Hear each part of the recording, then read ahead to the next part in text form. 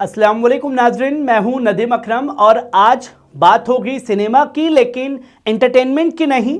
आज बात होगी नफरत को एंटरटेनमेंट बना देने की। रणवीर सिंह की फिल्म धुरंधर भारत में बॉक्स ऑफिस पर शोर, वर्ल्ड वाइड कमाई का ढोल, लेकिन खाड़ी देशों में पूरी तरह इस फिल्म को बैन कर दिया गया है। Bahrain, Kuwait, Oman, Qatar, Saudi Arabia, UAE, 6 Muslim मुल्क। और वजह क्या बताई जा रही है? Anti Muslim content. लेकिन सवाल यह है नाजरीन, क्या सिर्फ एंटी मुस्लिम या फिर मुसलमानों को एक ही रंग में रंगने वाली इस्लामोफोबिक सोच? आइए परत दर परत खोलते हैं, आखिरकार खाड़ी देशों में क्यों बैन हुई है धुरंधर, जिसमें साफ तौर पर खाड़ी देशों ने कहा नो।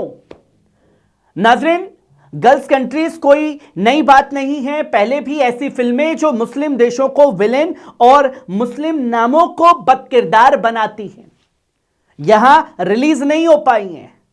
धुरंधर की टीम ने पूरी कोशिश की, लेकिन सेंसर बोर्ड ने कहा कंटेंट स्वीकार्य नहीं है, यह यहां रिलीज नहीं की जा सकती, क्योंकि यहां सिर्फ एक देश नहीं दिखाया गया, यहां एक मजहब की छवि बनाई गई है। यहां मुस्लिम नाम गुनहगार और गैर मुस्लिम देशभक्त, यह फॉर्मूला अब पुराना हो चुका है और दुनिया इसे पहचान भी चुकी है, जिसकी तस्वीरें लोगों के सामने हैं। हिट कराने का एक नया फंडा है, मुसलमानों को विलेन बनाओ, बदकिरदार दिखाओ और फिल्म सुपर डुपर हिट करवाओ। नाज़रीन, सच्चाई कड़वी है। आज के दौर में फिल्म हिट कराने का सबसे आसान फंडा क्या है? एक मुस्लिम नाम लो, उसे आतंकी, साजिश करता या गद्दार दिखाओ, बैकग्राउंड में देशभक्ति का म्यूजिक ठूस दो, सोशल मीडिया पर ट्रेंड राष्ट्रवाद आ गया, और फिर क्या, मूवी बॉक्स ऑफिस पर हिट करवाओ। यह फिल्म हिट कराने का प्रोपेगेंडा बन चुका है। यह कोई इत्तेफाक नहीं है, यह डिजाइन किया हुआ नैरेटिव है जो लगातार मुसलमानों के खिलाफ इस्तेमाल किया जा रहा है। धुरंधर में क्या चीजें आपत्तिजनक हैं जिसकी वजह से इस फिल्म को बैन किया गया है? क्योंकि गोदी मीडिया यह चिल्ला रहा है पाकिस्तानी हितैषी मुस्लिम देशों ने बैन की मूवी। उन पॉइंट्स पर बात क्यों नहीं हो रही है जिसमें सबसे पहले अरब कंट्रीज की तरफ से कहा गया कि मुस्लिम नामों के सिलेक्शन, क्लिनाइजेशंस, फिल्म में जिन कैरेक्टर्स को साजिश करता, देश के दुश्मन या हिंसक दिखाया गया है, उनके नाम मुस्लिम रखे गए हैं। और यह सवाल उठता है, क्या बुराई का कोई मजहब होता है या सिर्फ स्क्रीन पर मुस्लिम नाम ही सूट करता है? यह सवाल खड़े होते हैं। दूसरा ऑप्शन उठाया पाकिस्तान, आतंक और विस्तार में मुसलमान शक। फिल्म कथित तौर पर एंटी पाकिस्तान है, लेकिन डायलॉग्स, विजुअल्स और सब टेक्स्ट में पूरे मुस्लिम वर्ल्ड को एक फ्रेम में डाल दिया गया है। और यही वजह है कि गल्फ देशों ने साफ कहा, यह हमारे समाज की छवि को नुकसान पहुंचाता है, यह सभी मुसलमानों को बदनाम करने का एक प्रोपेगेंडा है। तीसरा ऑप्शन, नमाज, दाढ़ी, उर्दू लहजा और खतरा दिखाया गया। नाज़रीन, यह सबसे खतरनाक ट्रॉप है। फिल्म में बार बार दिखाया जाता है कि दाढ़ी टोपी है, नमाज पढ़ने वाला इंसान है, वो रेडिकल करते हैं, उर्दू बोलता है तो संदिग्ध है। दाढ़ी वाला कैरेक्टर दिखाओ, उसे मास्टरमाइंड दिखाओ, जो कि मूवी में दिखाया गया, और इसी का ऐतराज गल्फ कंट्रीज ने किया। यह सिर्फ गलत नहीं है, यह इस्लामोफोबिया है जो फैलाया जा रहा है। यह पहली फिल्म नहीं है जो प्रोपेगेंडे की पूरी लिस्ट में बैन की गई है। इससे पहले गल्फ कंट्रीज में कई मूवी को बैन किया गया है। नाज़रीन, धुरंधर कोई अकेली फिल्म नहीं।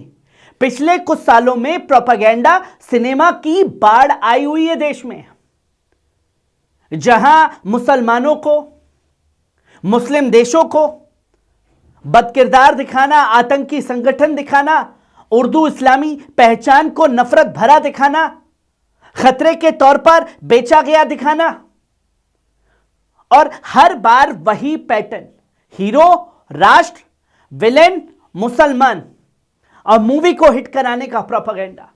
और फिर कहा जाता है ये तो फिक्शन है, इसका तथ्य से कोई लेना देना नहीं है। अगर ये फिक्शन है तो हर बार विलेन का मजहब एक क्यों दिखाया जाता है? ये सवाल गल्फ कंट्रीज ने उठाए हैं, वहां के सेंसर बोर्ड ने उठाए हैं, उसी के चलते बैन किया गया है। गल्फ कंट्रीज ने सही सवाल उठाया है जिससे खलबली मची हुई है। खाड़ी देशों ने कोई सियासी दुश्मनी नहीं निभाई है, उन्होंने बस ये कहा है कि हम अपने समाज के खिलाफ नफरत नहीं परोस सकते। ये याद रखिए, गल्फ कंट्रीज में करोड़ों भारतीय काम करते हैं, जिनमें बड़ी तादाद में मुस्लिम भी हैं और गैर मुस्लिम भी। अगर वहां ऐसी फिल्म रिलीज होती है तो वो समुदाय के बीच जहर घोलती है। इसलिए हम अपने समाज को बंटने नहीं दे सकते आपकी एक फिल्म के चलते। सवाल बॉलीवुड से, सवाल मेकर से भी है। नाज़रीन, यह सवाल सीधा है, क्या बिना मुसलमान को बदनाम किए कोई फिल्म नहीं बन सकती?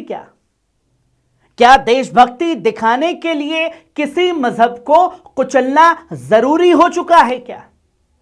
क्या बॉक्स ऑफिस के लिए समाज में नफरत फैलाना अब जायज हो चुका है?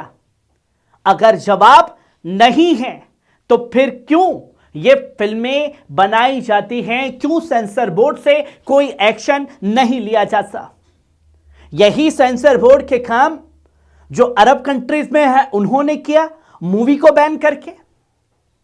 नाज़रीन, सिनेमा समाज का आईना होता है। अगर आईना ही जहर उगलने लगे तो चेहरा बिगड़ता है और मुल्क की रूह घायल होती है, और इस घायल होती हुई रूह को बचाने की जिम्मेदारी आपकी है। धुरंधर का बैन कोई साजिश नहीं है, यह एक चेतावनी है।